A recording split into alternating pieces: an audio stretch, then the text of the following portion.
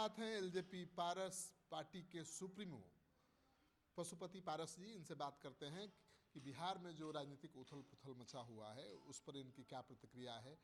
आपने अभी देखा तिरहुत स्नातक एमएलसी का चुनाव हुआ था, उसमें हमेशा लगातार जीतने वाली पार्टी जेडीयू धराशायी हो गई, चौथे नंबर की पार्टी हो गई और एक निर्दलीय जीत गया शिक्षक।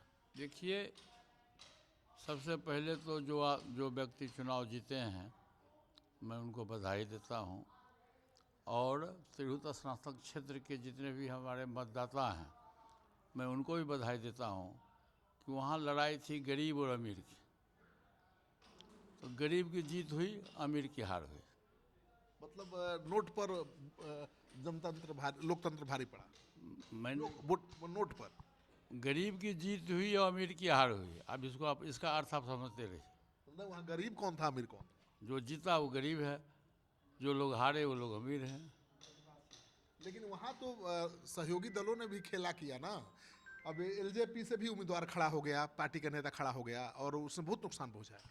देखिए, एलजेपी का जो उम्मीदवार था तो डम्मी उम्मीदवार था और हंसना और गाल फुलाना एक साथ नहीं चलता है।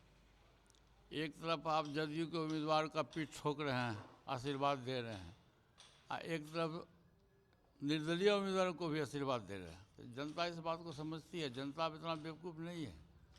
जनता के नज़र में जेहन में सब कुछ है और जनता को सब कुछ पता है, इसलिए जनता जो है का फैसला जो है उस फैसला को हम बधाई देते हैं। तिरहुत क्षेत्र की जनता का जो मतदाता लोग हैं हम इनको बधाई देते हैं। साथ साथ जो उम्मीदवार जीते हैं मैं उनको बहुत बहुत अधिक बधाई देता हूँ। चिराग पासवान के पार्टी के कई नेताओं का आया है तस्वीर कि वो वोट देकर मीडिया में, सोशल मीडिया में कह रहे हैं कि हमने तिरहुत को रोशन करने वालों को वोट दे दिया, मतलब राकेश रोशन को वोट दिया। एलजेपी के पदाधिकारी, ये तो खुलेआम बगावत है। हाँ, बगावत तो है ही, तो आप लोग सब बात जानते ही हैं, तो बगावत तो है ही, उसका रिजल्ट भी आप देख लीजिए। चलिए, आनंद मोहन ने जो कहा था वो सही मानते हैं कि नहीं? आनंद मोहन ने कहा था कि भाई आप पीक और चूज कर रहे हैं। आनंद मोहन जी बहुत पुराने नेता हैं और उनके द्वारा जो कुछ भी बयान दिया गया वो 100% सही है। मैं उनके निर्णय का स्वागत करता हूँ। उनके खिलाफ तो मोर्चा खोल दिया है। मोर्चा खोलने से नहीं होगा। मैं तो बार बार कहता हूँ कि यदि आप पासवान के नेता हो तो तारापुर जो लोकसभा क्षेत्र उनके क्षेत्र में था, कुशेश्वर स्थान जो था, वहाँ आपके उम्मीदवार की जमानत जब्त क्यों हो गई? अभी इमामगंज में आपने क्या किया? यदि आप पासवान के नेता हैं तो इमामगंज में एक एक पासवान वोट स्वराज पार्टी के उम्मीदवार को मिला। फिर आप पासवान के नेता कौन सी के नेता हैं आप? मतलब अब चिराग पासवान को कंट्रोल नहीं कर पा रहे हैं, उनका वोट नहीं दिला पा रहे। मैं इतना ही जानता हूँ कि वो पासवान के नेता नहीं है। तो ये तो तब क्यों एनडीए उनको भाव देगा, क्यों दे रहा है? अभी तो एनडीए से पूछिए कि क्यों भाव दे रहा है, तो एनडीए समझे। समय का इंतजार करिए, समय आने के बाद सबको पता चल जाएगा कि पासवान का नेता कौन है। पारस बाबू, अब आप कब ऐलान करेंगे कि क्या करने वाले हैं? हम अभी कुछ ऐलान करने वाले नहीं, हम अपने पार्टी के संगठन को मजबूत कर रहे हैं। कल भी मैं मोतिहारी गया था, फिर मेरा प्रोग्राम बेगूसराय है, मेरा प्रोग्राम खगड़िया है, सीतामढ़ी है, मुजफ्फरपुर है, हाजीपुर है।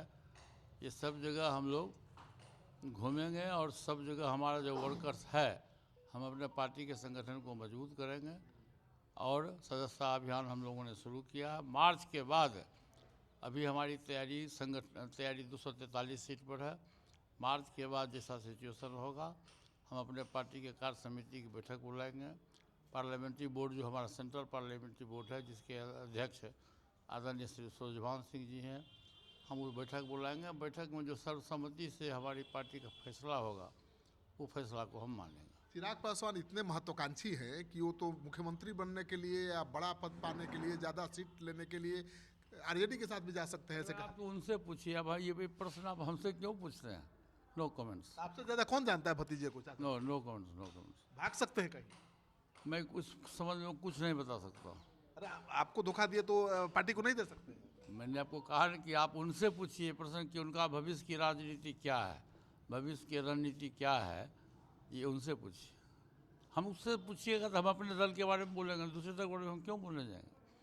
अपॉर्चुनिस्ट है ना भाई, एनडीए में रह के एनडीए को नुकसान पहुंचा रहे हैं। अपने दल के संबंध में, हमारे दल के संबंध में आप पूछिएगा तो मैं बता दूंगा, दूसरे के दल के बारे में हमको क्या मतलब है, क्यों बताने जाएंगे। आप एनडीए में हैं अभी? हम एनडीए में हैं, जब तक हमारे पार्टी का फैसला नहीं होता तब तक हम एनडीए में हैं। चिराग पासवान कह रहे हैं कि आप एनडीए में है ही नहीं। लोग कहने दिए, उनको कहने से क्या हो, हम एनडीए गठबंधन के पार्ट अभी भी हैं।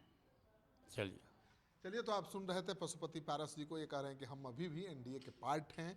और चिराग पासवान ने जो खेला किया है तिरहुत स्नातक चुनाव में, उसको लेकर जेडीयू के नेता भी नाराज हैं और उनका कहना है कि एनडीए में रहकर एनडीए के प्रत्याशियों के साथ खेल करना महंगा पड़ेगा उनको।